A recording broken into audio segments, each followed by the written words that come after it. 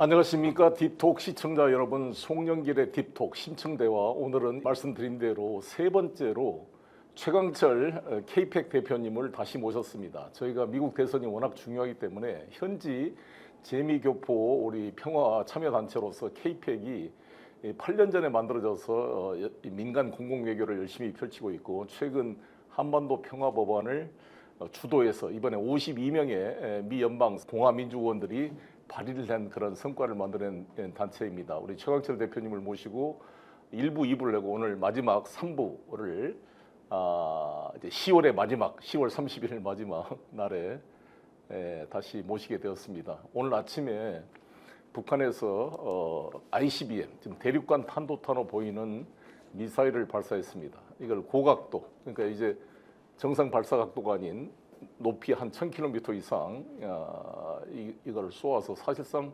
7000km가 넘는 사거리를 보여준 그런 ICBM을 발사를 했는데요. 보통 우리가 5500km 사거리 이상을 우리가 ICBM이라고 그럽니다.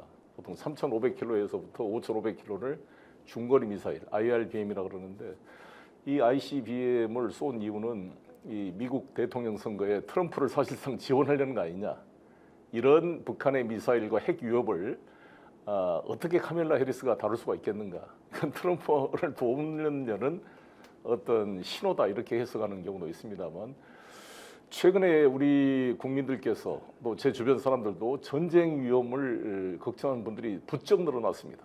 그렇지 않습니까? 이게 뭐 오물에다가 상호 비방에다가 대통령실까지 삐라가 날아오고, 뭐 사실상 지금 전쟁이 개시된 거거든요. 아예 윤석열 정부의 안보실장이나 국방부 관계자들이 심리전이라는 표현을 쓰고 있잖아요. 한기호 의원과 지난번에 신원식 그 안보실장 간의 그런 대화도 큰 우리가 걱정을 하게 만들었는데, 심리전이라는 것은 전쟁의 한 형태입니다.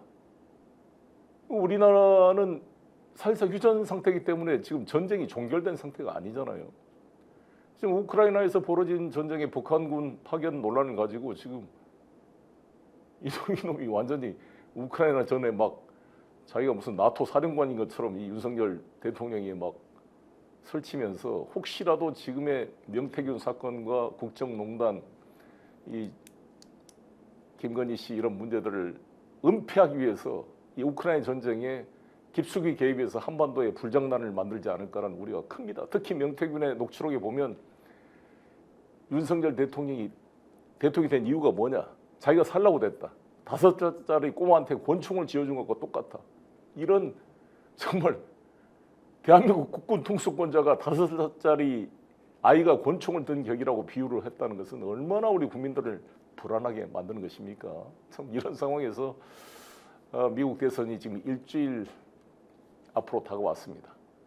최근에 중국을 다녀서 어제 돌아오신 최강철 K-PAC 대표님을 다시 모시겠습니다. 감사합니다. 와주셔서. 네, 송 대표님 반갑습니다. 중국 분위기는 어떻습니까? 중국도 관심이 많죠, 미국 대선에 대해서. 예, 많은 것 같고 생각보다 미국의 제재로 인해서 많이 침체돼 있을 거라고 생각을 했는데, 뭐 공항의 모습이나 호텔의 모습이나 거리의 모습이 나름대로 뭐 14억 인구의 내수가 받쳐줘서 그런지 몰라도 나름 활기차 있는 거로 보여서 좀 놀랐고요. 어떻게 하면 슬기롭게 외교적으로 또 대화로 풀려는 생각보다 야당의 정적들을 잡아놓고 옥죄고 언론을 탄압하고, 더 나아가서 항상 대결적인 그 외교를 먼저 생각하는 그런 부분들이 해외 동포들을 많이 지금 안타깝게 하고 걱정스럽게 하고 있습니다.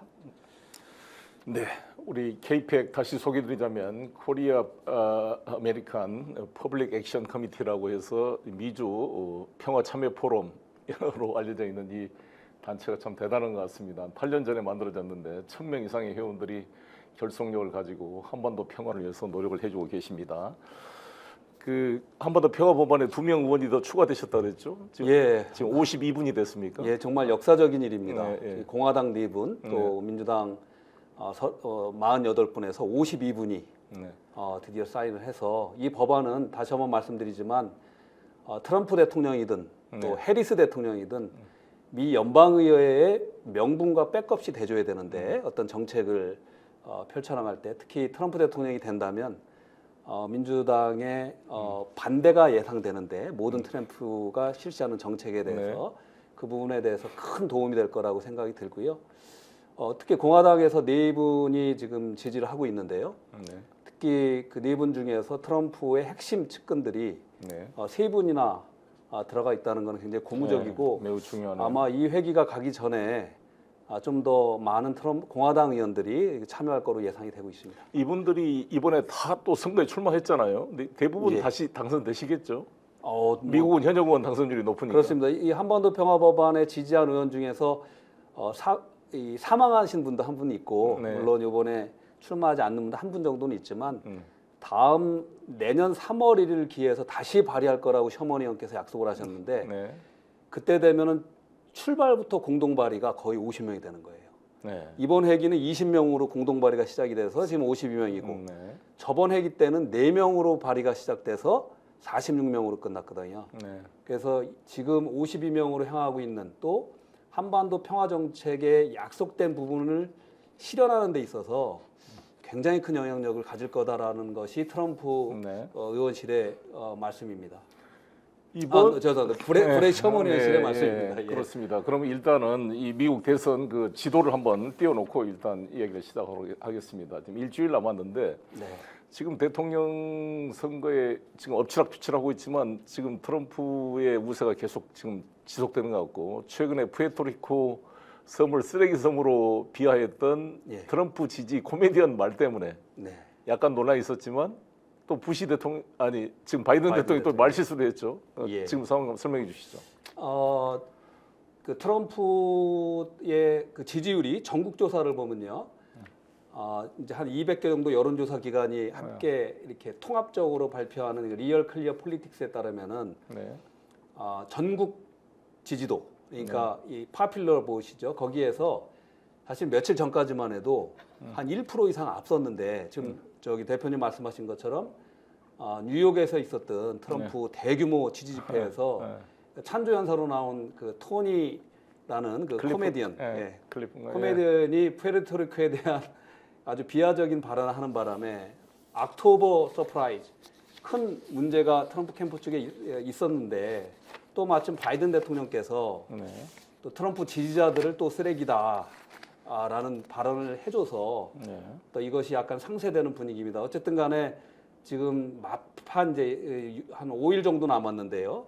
막판에 서로 말실수하는 것들이 굉장히 주의가 되지만 현재로서 대체적인 추세는 아직까지도 전국 조사에서 한 0.4% 정도가 트럼프가 앞서고 있고요. 또 경합주에서는 미시간 지금 지도를 보시면 미시간이 이제 한 3일 전까지만 해도 저번 주까지만 해도 트럼프가 이길 가능성이 많다고 했는데 미시간이 약간 뒤집어졌어요.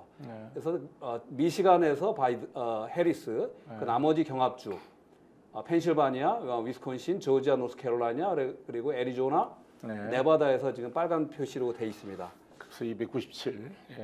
270일 넘으면 이기게 됩니다. 그래서 270이 매직 넘버인데 계속 설명드립니다만 시청자 여러분, 미국은 일렉토럴 컬리지, 즉 전 국민의 투표와 또 각 주마다 투표에서 한 표라도 이기면 그 선거의 날 다 가져가는 구조가 돼 있어서 사실상 전 국민 투표에서는 항상 민주당이 이기는데 실제로는 져버렸죠. 엘고, 힐러리 클린턴도 그렇게 다 졌습니다. 근데 2004년 이후로 한 번도 공화당이 전 국민 투표, 즉 일렉토럴 칼리지에서 이긴 적이 없었고 그냥 선거인단을 이겼는데 이번에는 트럼프가 이번 선거는 전 국민 투표도 이길 가능성이 있다. 이럴 정도로 지금 올라오고 그렇습니다. 있죠. 2016년 트럼프 1기 트럼프가 당선됐을 때도 사실은 힐러리 클린턴이 전국 조사에서는 전국 여론조사에서는 한 290만 표, 300만 표 정도 투표로 이겼는데 완전 이겼죠. 그런데 지금은 이기면 압도적으로 이길 거란 이런 예상들이 꽤 많은데 그래도 민주당에서도 총력을 기울이고 있거든요. 그리고 오바마 대통령뿐만이 아니라 미셸 오바마 그리고 이제 부시 대통령의 따님 그리고 많은 이제 연예인들 그리고 이제 트럼프 대통령의 근처에서 보좌했던 1기 트럼프 강요들 일부가 전방위적으로 함께 돕고 있기 때문에 박빙의 승부가 이어지고 있지만 추세는 트럼프 쪽으로 흐르는 추세다 이렇게 말씀드릴 수 있겠습니다. 그래서 그 부시 대통령 딸 한번 그 싱크를 한번 올려주시겠습니까? 예. 이 지난번에 우리가 그 카멜라 해리스를 지지하는 예. 그 딕 체니, 리즈 체니죠. 네. 딕 체니 부통령의 딸이 카멜라 해리스를 지지하고 민주당 소속 털시 가바도 연방 하원 의원 출신이 트럼프를 지지하는 이런 크로스를 보여줬는데 한번 이번에 부시 대통령 딸 싱크를 한번 보여주겠습니다. Former President George W. Bush's daughter, Barbara Pierce Bush, has broken her silence on the 2024 election and confirmed that she is supporting Vice President Kamala Harris. The former first daughter, who is also the granddaughter of former President George H.W. Bush, revealed to People magazine that she campaigned in Pennsylvania for the Democratic presidential nominee as election day 카밀라가 nears. 좋아합니다. It was inspiring to join friends and meet voters with the Harris-Walz campaign in Pennsylvania this weekend. She exclusively told the outlet on October 29th, adding, 우리는 앞으로 "I'm 나가야 hopeful they'll move our 된다. country forward 여성의 and 권리를 protect 도와야 women's 된다. rights." 그래서 자기가 Barbara's 지지한다 announcement 이런 comes weeks 얘기했습니다. after Bush's 로라 office told 부시고 NBC News 부인하고 that 이 he and his wife, 모습인데, Laura Bush, do not plan on endorsing any candidate or sharing how they voted. 네. The former first daughter also 두 follows 딸이 in her 있는데. father's Vice President Dick Cheney's 이게 이제 his 딕 daughter, 체니 former 부통령의 Wyoming 리즈 Representative 체니 Liz Cheney's 딸이고요. footsteps, 저는 부인일 겁니다. as they have publicly 부인이고. voiced their support for Harris in the 2024 election despite being 예, Republican. 됐습니다. 이거 Liz Cheney has 보여주시고요. even campaigned for the vice president, 리즈 체니가 지금 sharing her 도와주는 belief 모습이 that 보이고 있고. 그 제가 부시랑 찍은 사진도 한번 몇 개 올려보시면 압니까? 한번 제가 예. 부시 대통령 세 번이 만나서 이렇게 송 대화를 대표님이 나눴는데. 참 그 외교 그러니까 이게 부시 대통령이 사실 딕 체니와 럼스펠드와 함께 이라크를 침략했던 주요 세력들이잖아요. 예, 원조 내용 제가 이제 미국에 가서 이제 같이 식사를 한번 했었어요. 이 부시 네. 대통령과 한번 넘겨보시죠 그 사진하고. 이제 부시 대통령이 그림을 잘 그렸어요. 나 그림을 그려준 책을 나한테 선물해 주더라고요. 노무현 대통령 10주기에 봉화마을에 오셔가지고 다음 사진 한번 그림을 넘겨보시라니까. 선물한 예. 적도 있습니다. 예. 사진 2로 여기 같이 식사하는 이제 조지 부시 대통령과 식사하는 모습이고요. 이라크전을 가장 강력히 반대했던 사람이 트럼프예요. 그래서 내가 트럼프에 대해서 우호적인 생각을 가진 게 그때 모두 다 이라크전을 찬성했는데 이라크전을 끝까지 반대했던 사람이 오바마 대통령입니다. 예. 힐러리나 바이든은 나중에 굴복했어요. 예. 물론 뭐 자기들이 CIA 정보를 그때 자기들 속았다 이렇게 변명하고 있지만 끝까지 이라크전을 반대했던 사람이 오바마와 트럼프였다고요. 그러니까 지금 이상한 게 이라크전을 찬성했던 조지 부시 가문과 딕 체니 가문과 이런 사람들 전부 지금 카멜라 해리스를 지지하고 있고 그걸 반대했던 세력들은 오히려 이걸 트럼프를 지지하고 있기 때문에 과연 이게 평화냐 아니냐 문제가 되겠고요. 여기 한번 보십시다. 그 무슬림 그 싱크를 한번 보여주시랍니까? 최근에 무슬림이 미시간이나 이쪽에 많이 산다 그랬죠. 무슬림이 미국의 전체 한 400만 정도 인구가 되는데 미시간에 한 45만 정도 거주하는 거로 있어서 미시간이 아주 스윙 스테이트의 아주 초박빙 사이인데 미시간에 있는 무슬림들의 표가 굉장히 중요한 상황입니다. 한번 그 싱크를 한번 보겠습니다. 무슬림 커뮤니티가 최근에 싱크 4번입니다. 이 트럼프 지지를 선언했는데 그 지지 선언한 이유가 평화 때문이다 이렇게 분명히 명시를 하고 있습니다. 그래서 이게 참 그 단순한 선거 슬로건이 아니라 트럼프는 자기가 대통령이 되면 바로 우크라이나 전쟁을 24시간 안에 끝내겠다.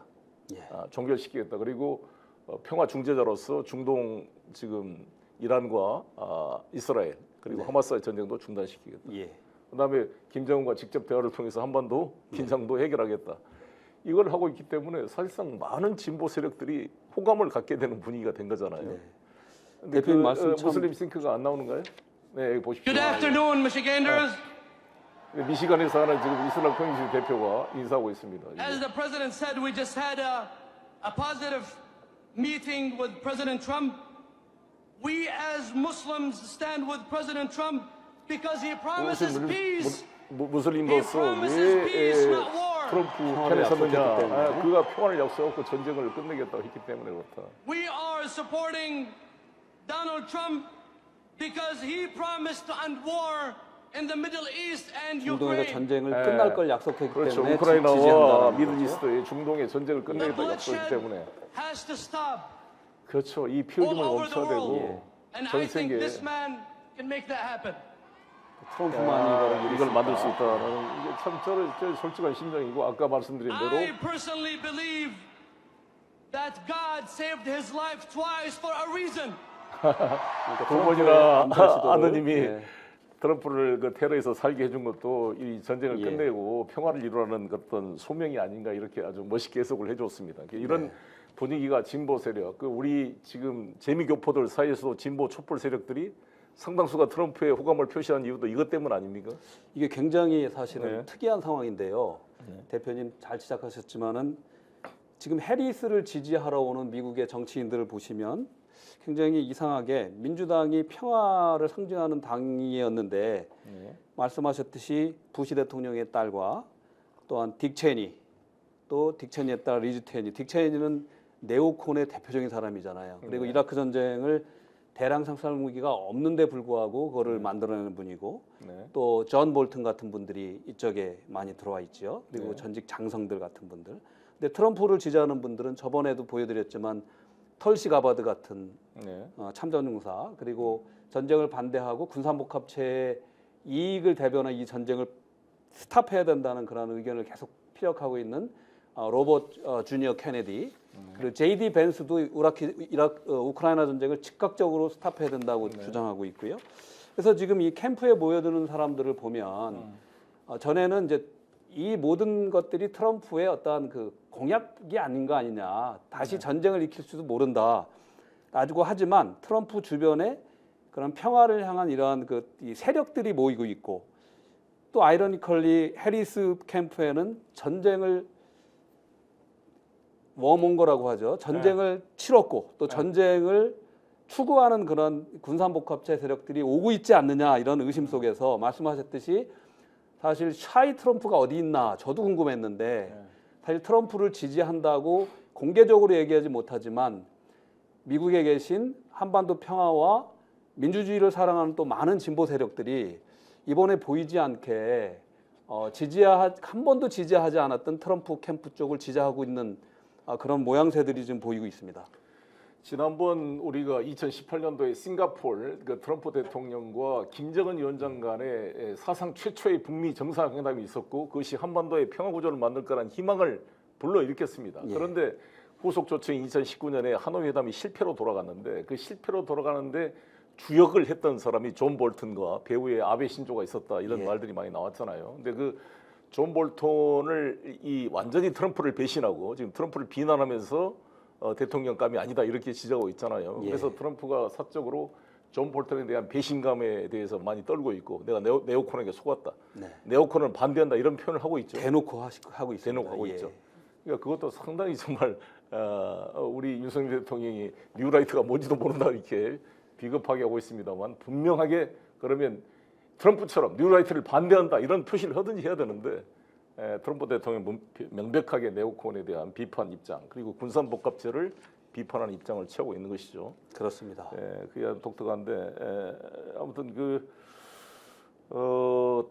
지금 이제 최근에 김용현 국방부 장관이 미국으로 가서 이제 미 국방장관과 지금 대담을 했습니다만, 북한군 파병 문제를 가지고 너무 호들갑을 떠는 거 있는 거 아닙니까? 지금 정보도 정확하지 않고 블라디보스톡에 있는지 쿠르스크에 있는지, 아니면은 사실상 돈바스과 도네츠크 동부 전선에 실제로 배치가 됐는지 이게 확인도 안 되는데, 지금 떠들고 있는 사람이 누구냐면 우리나라 언론들이 막 호들갑을 떠는 게 그 뉴스원이 요나스 오만 대표라고 리투아니아에 있는 비영리 민간기구 우크라이나 무장 지원 조직입니다. 우리로 말하면 극우 유튜버 같은 사람이에요.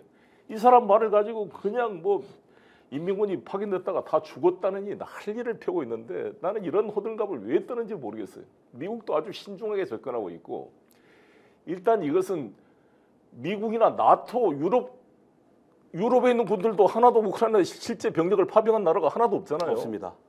그런데 왜 우리나라가 우크라이나에 파병 운운하고 이런 황당한 이야기를 하고 있는가요? 그래서 이 한번 보단 크로츠비체라는 친구인데요. 이게 아주 젊은 친구입니다. 이게 92년생이 되는데, 아조프 군단, 소위 말한 그 나치 군단이라고 평가했던 아조프 군단이 이게 극우 조직인데, 히틀러의 유격 때처럼 이게 우크라이나 내부부의 공식 조직으로 들어왔어요. 이런 극우 군사 조직이. 그 대표가 보단 크로츠비체라는 친구인데요. 북한이 이제 전쟁에 보냈다, 그러니까 분단을 끝낼 수 있는 대한민국의 북진 통일할 기회다, 이렇게 지금 선전하고 있는 거잖아요. 예, 북측에 북한 군대가 아니, 없으니까. 그러니까 우크라이나 지금 우리나라 대한민국을 군사력이 끌어들이려고 약해졌을 발버둥을 치고 있습니다. 그다음 넘겨보십시오. 이 사진을. 이 보고단 크로트비치가 어떤 친구인지 쭉 그 사진을 다 보여주세요. 자기가 지금 제가 X 그러니까 옛날에 트위터에 들어가 보면 뭐라고 이야기했냐? 제가 강력히 일본하고 핀란드하고 그다음에 몰도바, 조지아한테 이 순간을 이용해서 기회를 이용해서 여러분의 잃었던 영토를 다 되찾아라, 싸우자, 러시아하고 지금 이렇게 선도하고 있는 겁니다. 아시다시피 하보마이를 비롯한 북단 그 사할린 북방역도 4개 섬이 지금 일본과 러시아의 그 경쟁적이고 조지아, 몰도바도 마찬가지고 핀란드도 마찬가지입니다. 그러니까 이 러시아에 대한 러시아를 없애버리기 위해서 다 전쟁에 참여하라고 지금 부추기고 있는 것이죠. 그 다음 넘겨보십니까? 근데 이런 거를 좋다고 우리나라 극우 단체 이 친구가 그 보고단 크로트비치 그 친구입니다.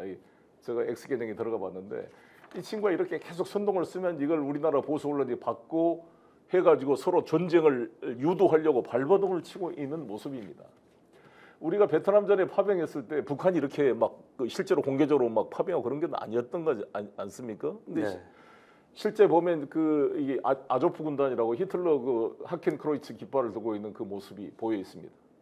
그러니까 이게 지금 뭐 저게 나치 조직이 아니냐? 지금 푸틴이 소위 말하는 특수 군사 작전의 명분으로 이 우크라이나의 탈나치와 이런 표현을 쓰고 있습니다만 물론 이제 그렇게 볼 수만 없는 여러 가지 요소가 복합되어 있겠지만 대한민국을 자신들의 전쟁에 끌어들이려고 우크라이나 세력들이 발버둥 치고 있는데 우리는 전쟁을 반대하고 우크라이나에 대한 민간 인도적 지원과 건설 지원 같은 건 충분히 해야 되지만 우리가 전투에 그 개입되면 러시아를 우리 적으로 만들어서 남북의 간의 그런 군사적 발화점을 만드는 계기가 될 수가 있는 거 아니겠습니까? 그렇습니다. 또 한 가지 우리 미국 대선과 연결시켜서 봐야 할 것은 지금 조금 오늘자 신문은 좀 신중 모드로 들어간 거로 이렇게 보이긴 하는데 지금 대한민국 국군의 파병 나아가서 살상무기 지원에 대해서 언급하다가 오늘 아침에 들어갔어요.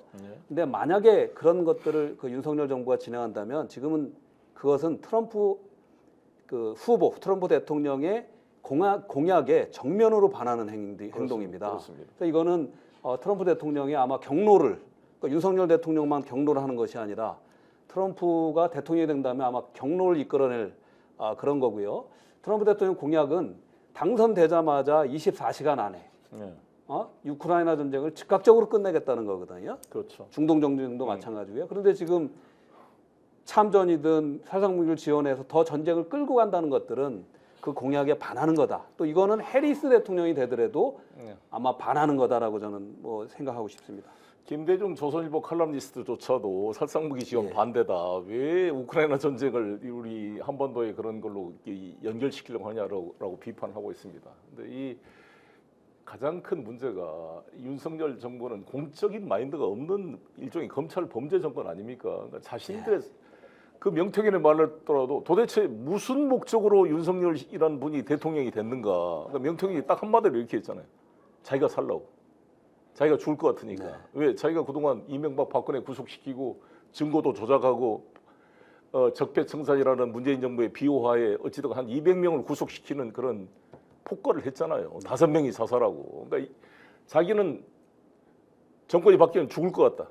근데 오히려 조국을 희생양으로 삼아서 인기가 뜨니까 갈아타고 지가 대통령이 돼서 지가 살라고 했다는 거 아니에요. 그러니까 지금 이거는 5살짜리한테 지금 권총 지어준 꼴이다라고 명태균 씨가 이야기했으니 명태균 씨 말을 100% 믿을 수는 없지만 오죽했으면 현직 대통령을 이렇게 표현하겠습니까? 그러니까 이런 사람들이 지금 젤렌스키나 네탄야후처럼 네탄야후도 얼마나 지금 이스라엘 내부에서 비판을 받고 있고 공격을 받고 있잖아요. 그걸 살려고 둘 다 지금 젤렌스키도 원래 대통령 선거 했어야 돼요. 올해 대통령 선거 다 밀어버렸습니다. 국회의원 선거도 밀어버리고 거의 계엄 상태로. 그럼 과연 이게 민주주의 국가와 권위주의 국가의 싸움이라고 말할 수가 있습니까? 우리 대한민국은 1952년 한국 전쟁 중에도 국회가 열렸고 헌법 개정도 하고 다 했습니다. 부산 국회가 우리 살아 있었어요. 우리 대한민국은 북한 공산 집단의 침략에 맞서 지켜야 될 의회 민주주의가 그 전시 중에도 부산 임시국회에서 살아 움직였다고요. 국회를 해산시키거나 중단시키지 않았다고요. 근데 뭐예요? 지금 완전히 여기 젤렌스키 우크라이나는 그냥 지금 선거도 없어요. 완전히 언론도 통제되고 있고 무슨 차이가 있습니까?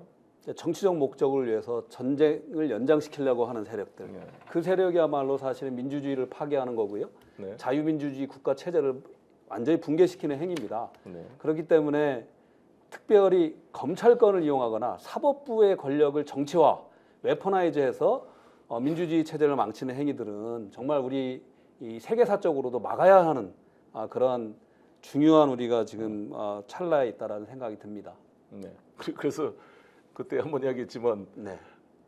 그 바이든 정부가 윤석열 정부를 벤치마킹해서 야당 인사를 탄압한 거 아니냐. 그러니까 이제 그게 확인이 필요하지만 어쨌든 간에 그런 말이 컬럼으로도 나오고 컬럼으로 나왔습니다. 거지. 예. 폴리티코라는 거는 뭐 미 의회, 미 정치인들이 뭐 전부 다 읽는 칼럼인데 우리 시청자 여러분들 작년 4월 26일자 폴리티코에 그 기사가 정확하게 나와 있고요. 저도 봤습니다. 또 happen to be 또 이게 우연인지 몰라도 그해 4월 말에 그 윤석열 정부가 윤석열 대통령이 미국을 국빈관 방문할 때 하고 나서 많은 이제 대화를 바이든 행정부하고 나누고 나서 어쨌든 간에 트럼프 대통령이 91개에 대한 기소가 그 이후로부터 계속적으로 이루어지고 있어요. 그래서 트럼프 대통령이 가장 지금 그 증오하고 어떠한 그 울분에 쌓여 있는 거는 이 사법부의 사법부를 통해서 정치 행위들을 이렇게 막는 행위들. 그래서 트럼프 대통령도 어쨌든 간에 이런 캠페인을 법원에 출두해야 되고 조사를 받느라고 많이 방해받는 거거든요. 그 부분에서 사실 송영길 대표님 지금 11월 초에 재판이 있는 거로 알고 있는데 변론 종결 구형합니다 그때.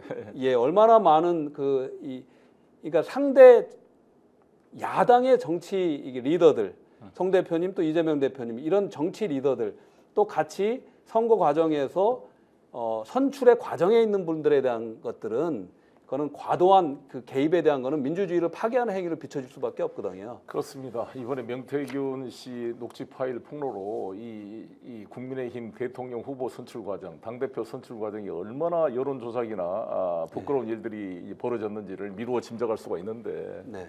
그런 자들이 민주당 전당대회 저 돈봉투 논란을 가지고 이렇게 저를 핍박하는 것은 좀 비교가 된다고 생각이 들고요. 그건 좀 나중에 살펴보도록 하고 일단 우리 한국계 미국인 지금 연방 의원이 4분 하원에 출마했고 상원은 1분, 총 5분이 출마한 거죠.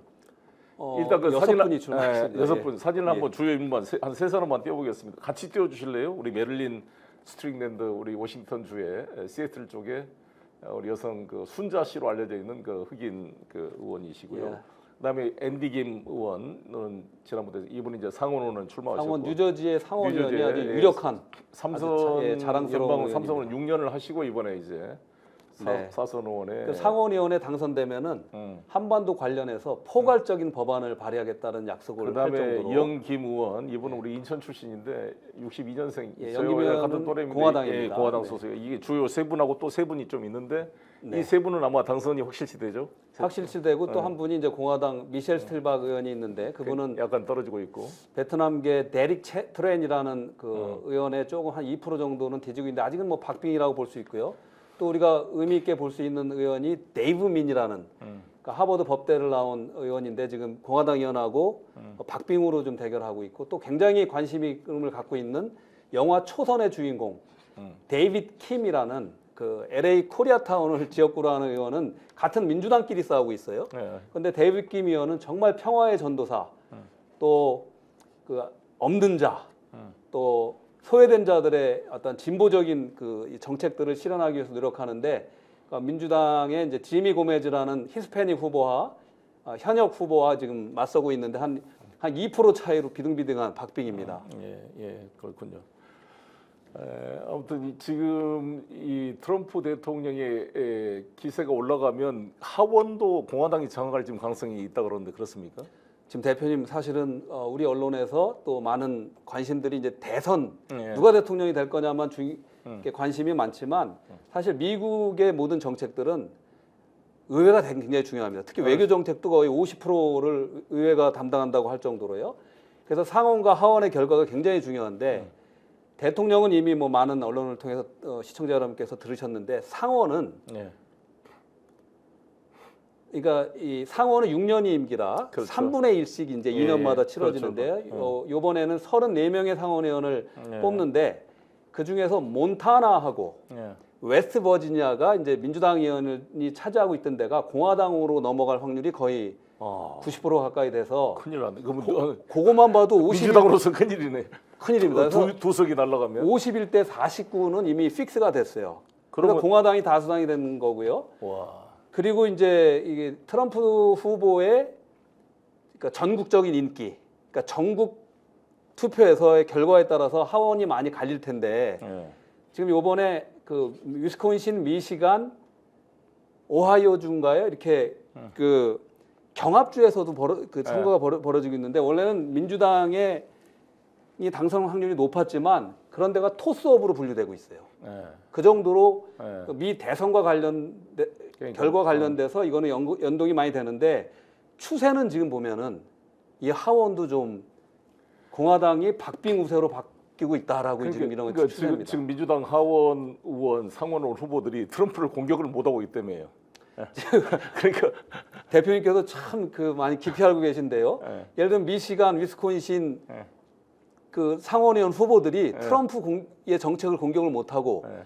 오히려 트럼프의 미국 우선주의, 예, 정책을 자동차 산업을 끌어오겠다, 미국에 관세 매기겠다 이런 걸 찬성하고 있습니다.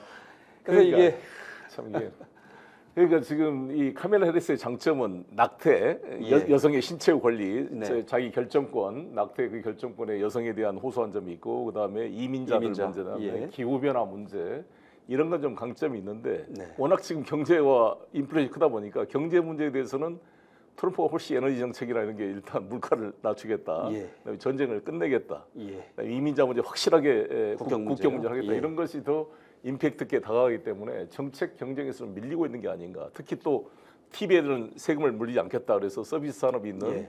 라스베가스를 비롯한 이런 데에도 호소를 하고 있고 예. 그런 문제가 있는 것 같습니다. 그래서 지금 어떻게 비춰지고 있냐면 또 많이 이제 보도가 이제 됐는데요. 그럼 LA 타임즈 같은데 뉴욕 타임즈는 지지 후보 선언을 했어요. 뉴욕이나 캘리포니아 주 같은 경우는 네. 사실은 민주당이 압도적인 그런 블루 스테이트이기 때문에 그 지지 후보를 민주당 후보로 많이 하는데 이번에 LA 타임즈 또 워싱턴 포스트, 그러니까 진보 신문이라고 하는 데들이 후보 지지를 안 하겠다라고 선언하면서 굉장히 파장이 일어나고 있는데 특히 두 신문의 민주당 후보를 지지해 오던 전통을 없앤 거는 사실 해리스 후보의 큰 타격으로 지금 비춰집니다. 워싱턴 포스트도 안 하고 있죠. 지금. 워싱턴 포스트에 그러니까 이제 아마존 제프 베이조스가 제프 있었잖아요. 베이조스가 이쪽으로 돌았었는데 그래서 많은 부작용도 있어요. 뭐 20만 명의 지금 구독자가 뭐 나가고 원래 이제 제프 베이조스하고 부작용도 있지만 트럼프가 안 좋은 걸로 알려졌는데 이게 또 바뀐 거죠 지금. 그렇습니다. 그게 뭐냐면 어쨌든 언론은 눈치를 봐서는 안 된다고 보는데 그동안 해왔던 전통적인 관점들이 조금은 깨지고 있고 그런 부분도 우리가 눈여겨봐야 될 점이 아닌가 이렇게 생각이 듭니다. 근데 또 재밌는 건 아놀드 슈왈츠네거는 완전히 스트롱맨 이런 예. 약간 람보 같은 스타일이랬잖아요. 근데 예. 아놀드 슈왈츠네거는 또 해리스를 해리스 지지하고 지지하고 있어요. 있어요. 참 이게 아이러니한 그런 상황인데요. 예. 이제 시간을 좀 이제 마무리를 해야 되는데 그 브래드 셔먼 의원이 우리 최강철 대표와 함께 한반도 평화법원을 주도하고 있는 미 하원 외교통일 외교위원회 소속 의원입니다. 이분이 이번에 또 당선이 될 텐데 아마 또 한반도 평화법원을 주도할 것입니다. 이분이 이 커트 캠벨 미 국무부 이 아시아 짜르라 그러죠. 이분 인사청문회 때 이 바이든 정부의 대북 정책, 대한반도 정책에 대한 비판한 영상을 한번 보면서 어떻게 우리가 이 한반도 평화를 끌어가야 될지 한번 보겠습니다. 셔먼 의원은 한반도 평화의 어떤 예. 등대가 되고 있습니다. 브래드 셔먼 의원 싱크를 한번 올려주시기 바라겠습니다. 커트 캠벨. Our policy toward North Korea for this whole century has been a manifest failure in that they keep making more fissile materials and we keep telling them they don't have nuclear weapons or they shouldn't. I think we should be changing our bargaining position. We changed our style radically with Trump, but not our position. But I want to focus on a much smaller issue. And that is a bill that I have with substantial support in Congress, urging you to do something you should do anyway, that has majority support in the South Korean parliament. And that is to announce a willingness to negotiate a peace treaty with North Korea to replace the armistice that Eisenhower signed. This is not a concession to them any more than Eisenhower's policy is the United States willing to negotiate a peace treaty formally ending the War of 1953? So first of all, I will just say diplomatically, we're prepared to sit down and engage with the North Koreans. We do have some conditions. We will not accept North Korea as a nuclear state. Are we willing to negotiate on this one issue only after they give up their nuclear weapons, or are we willing to negotiate to solve the problems of 1953? I will tell you, all of our engagements are attempts. We wanted to help to assist during COVID. We wanted to open the door for certain. I'll just let one thing. For the last 6 years, we've had virtually no communication with North Korea. They have chosen not to engage with us directly on any subject. I would hope on that any subject, we would including the announce matter. that we are willing to negotiate on this one subject. 굉장히 중요하죠. 같은 민주당 정권이지만 그 미국의 지금까지의 대북 정책, 한반도 정책 실패했다고 명확하게 규정하고 같은 여당 그렇죠. 의원이 그래서 셔먼 의원은 CVID가 아니라 ICVID, 인컴플릿을 주장합니다. 완벽하진 않지만 현실을 인정하고 그 토대 위에서 동결하고 신고하고 검증한다. 그것만이 대화를 시작한다는 거예요. 그리고 이거는 북한에 대한 양보가 아니라는 겁니다. 핵심 그런 것 같아요. 예. 북한은 일관되게 주장한 게 자기들이 핵을 개발한 이유는 미국의 대조선 적대 정책 때문에 자신들의 안보를 지키기 위해서 핵을 보유할 수밖에 없다. 재래식 무기를 유지할 만한 경제력이 안 되거든요. 그리고 경제 제재 때문에 탱크 가동료나 항공기 기름이 다 통제돼서 우리나라가 한미 합동 훈련을 하면 그런 규모의 훈련을 할 수가 없습니다. 왜냐하면 기름이 없고 돈이 없으니까.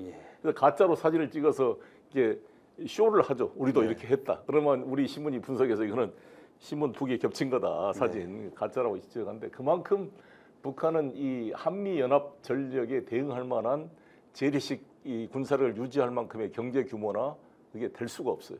포탄 제공이나 기름 자체가 되기 때문에. 그러니까 그들 입장에서는 비대칭 전력, 어시미트리 스트래티지로. 그래서 핵무기와 잠수함과 미사일 이러한 비대칭 전력으로 이걸 균형을 맞추려고 하고 있는 것이죠. 그래서 우리 입장에서는 북한의 안보 위협, 자기들이 생각하는 우리는 침략할 의사가 없다고 그러지만 그 사람들 침략할 걸 생각한 거잖아요. 지금 윤석열 대통령과 김정은 간에 서로 우리 김정은도 그러잖아요. 우리가 남침할 의사가 없지만 우리를 공격하면 가만두지 않겠다.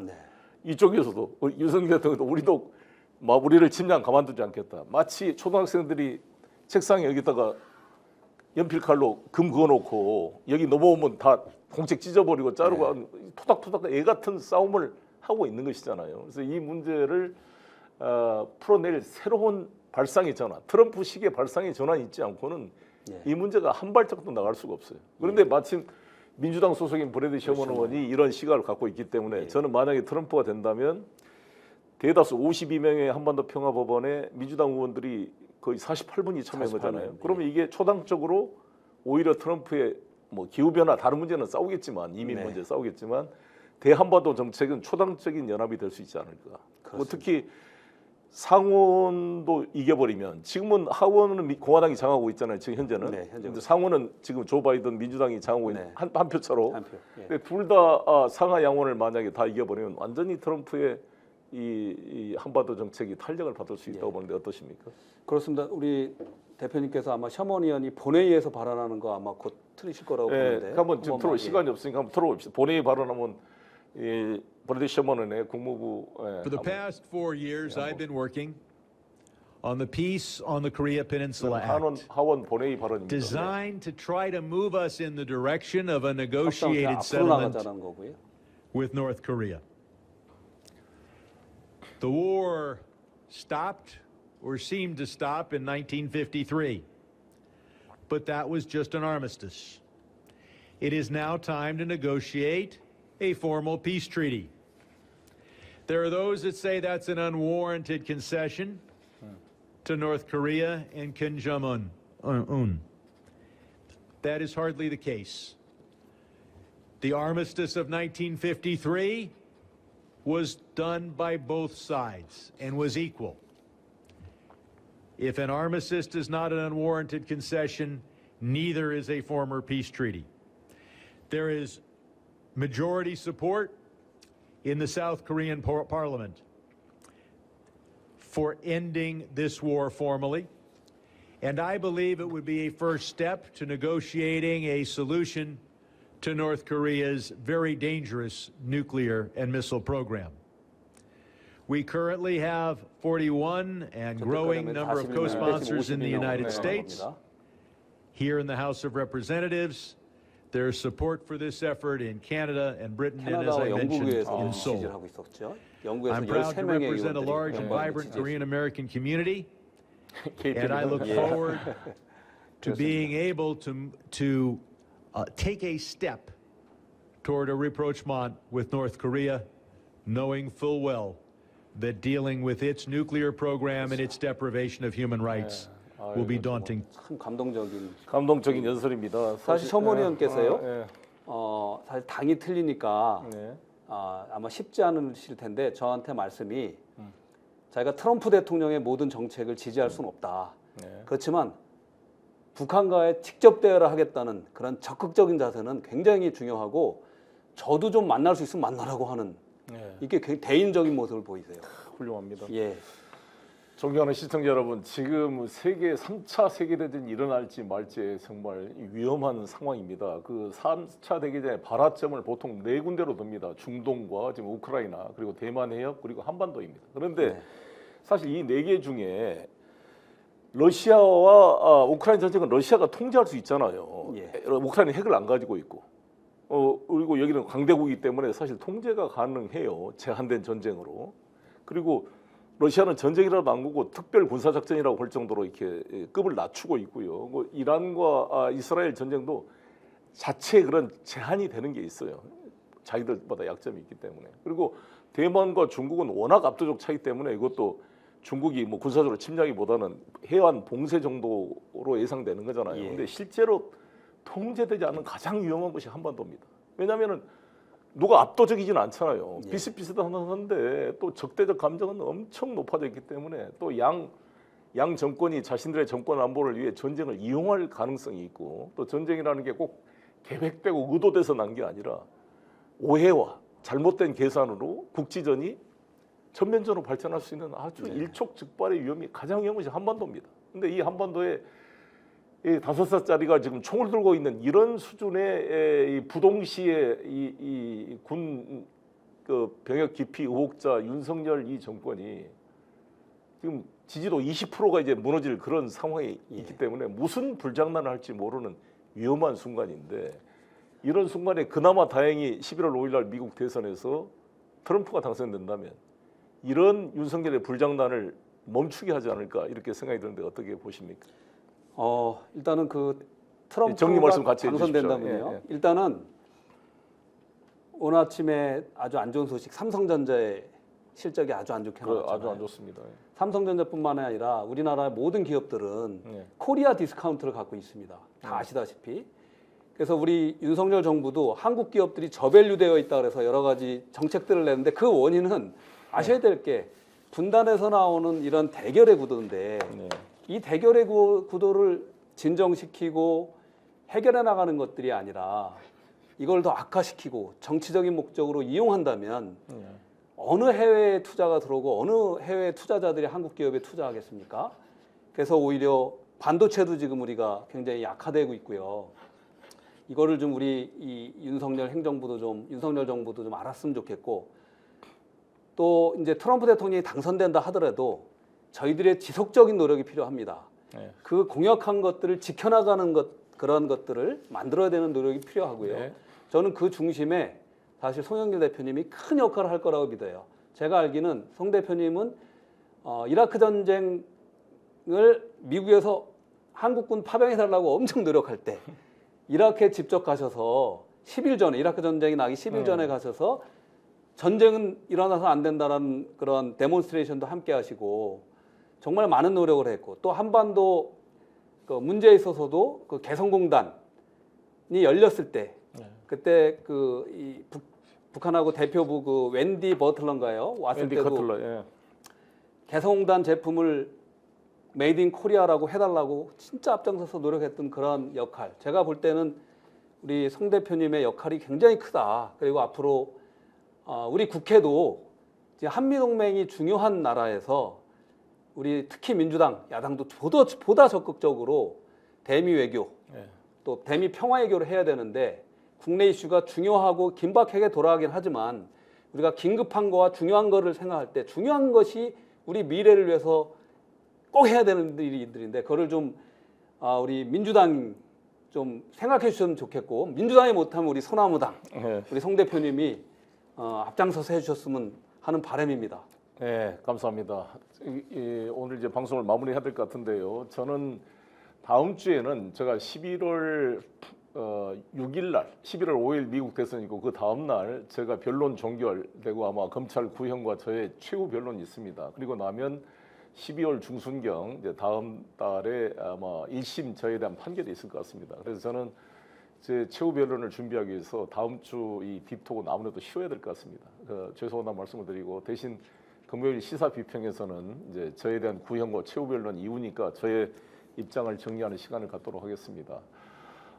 이 어려운 시기에 저는 트럼프 대통령이 만약에 당선된다면 트럼프 대통령과 싸워야 될 게 맞습니다. 당장 100억 달러 방위비 분담 요구와 함께 지금 이 SK 하이닉스와 삼성전자가 미국에 지금 다 바이든 말 듣고 보조금 준다 그래서 투자했는데 보조금을 뺏어갈 것처럼 그런 이야기를 한다면 그건 있을 수 없는 일이기 때문에 사실상 트럼프와 잘한 것 한반도 평화 문제 전쟁을 중단하는 것은 지원하되 미국 우선주의로 너무 강도처럼 방위비 분담을 요구한다든지 오히려 그럼 우리는 미국의 기지에 그 임대료를 내놔라고 싸울 정도의 배짱이 있는 그런 자주적인 한미동맹을 중시하되 끌려가지 않는 그러한 대한민국이 절실히 필요한 때이고 그를 위해서는 빨리 우리 민주세력 연합에서 올해가 가기 전에 윤석열을 끌어내는 것이 이 대한민국을 지키는 길이고 평화를 지키는 길이다. 이렇게 제 멘트를 마무리하면서 오늘 딥톡 여기서 마치도록 하겠습니다. 우리 최 대표님 감사합니다. 네, 대표님 감사합니다. 네, 감사합니다. 스픽스가 말하는 언론입니다. 대세는 유튜브, 그중에서 스픽스. 좋아요, 댓글, 구독, 알림 설정. 여러분이 저희를 사랑해 주시고 우리가 여러분을 사랑하는 4가지 방법입니다.